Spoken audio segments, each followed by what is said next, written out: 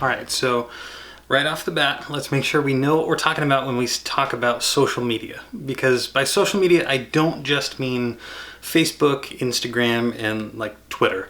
Those are social media sites or networks, but we mean something kind of bigger than that when we're talking about social media. Social media means any digital media that allows us to create, share, or respond to content with other users. That's a pretty technical definition, but it includes things like Instagram, Facebook, Snapchat, TikTok, Reddit, Twitch, and Twitter, but it also includes things that you might not normally think of as social media. Things like texting, YouTube, video gaming online with other people, Discord, Google Hangouts, FaceTime, Messenger, WhatsApp, Zoom, and more. Basically, anything that allows you to create or receive media from other people is social media. So let's start off this whole series on social media by hearing from you about social media on social media. Seems pretty fitting, right? In the chat right now, I'm not going to be able to see it, but get your fingers ready. In the chat, I want to hear from you. How many of these things do you interact with on, let's say, a weekly basis? So you're saying a bunch of different things like I just listed, whether that's Snapchat, Discord, Messenger, Zoom, texting. Look through this list and tell me, how many of them do you personally interact with on a weekly basis? I'm curious. Go ahead and kind of look through, put down a number in the chat. Hopefully I'll be able to see it live. I'm obviously recording this earlier, so I'm not going to see it right now, but if I had to guess, I would say there's probably a wide variety among us. There's probably a couple people who will put down a 0 or 1, maybe a 2.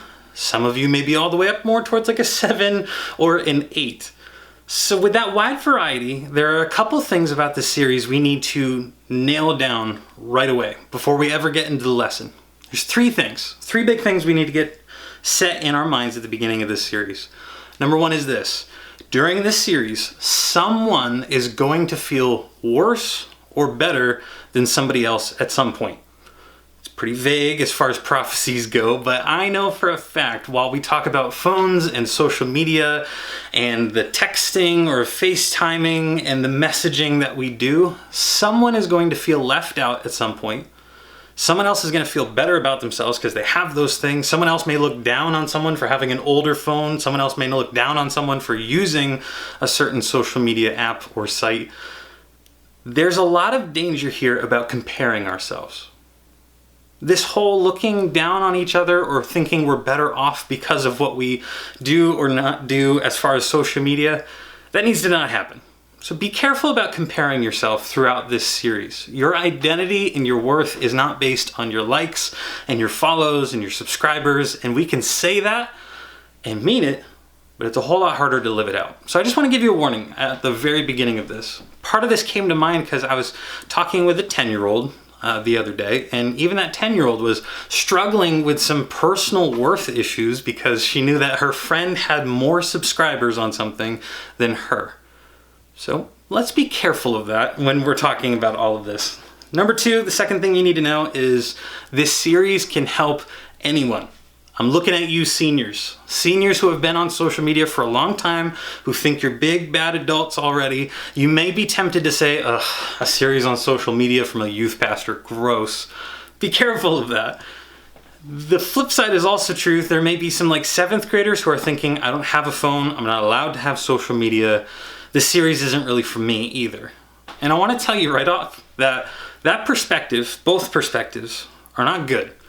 You can always get better at using social media in God-honoring ways, and you're never too young to start learning what it will look like for you to use social media. So here at the beginning, right at the start, I want you to repeat after me. Every single one of you, wherever you are, whether you're with family or by yourself in your room, whether you're listening to this while you're walking through a grocery store, I don't care where you are, I want you to repeat after me. Whether I use social media or not, I can learn from this series.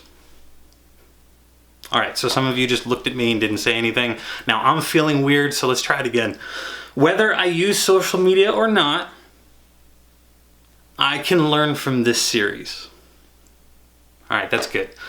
Last thing I want you to know about this series before we get into it is this.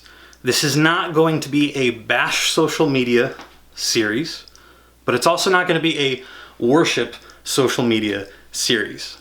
I don't think every Christian should avoid social media, and I don't think every Christian must use social media. That's not what this series is about. There are going to be some people who tell you, stay off social media until you're 30 at least. And then there are other people who have like a panic when they get a notification and they don't open it right away. Maybe some of you know that feeling. Your phone buzzes or you get that ding and you're like, I gotta click on it. I gotta know what it is, and you have that fear of missing out. We're not gonna operate like that for this series. The series is not going to be about social media bad or we're missing out if we're not on social media. Instead, this series is about using social media faithfully. Using it by faith. Letting your faith in Jesus shape the way that you use social media.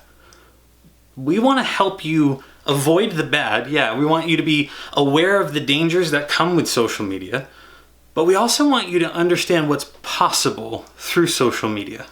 I personally believe that there's a lot of danger in using social media, especially if you're not acting wisely, but there's also tremendous, amazing opportunities through social media for your well-being, the well-being of the people around you, and for the kingdom of God eternally. There is opportunity with social media.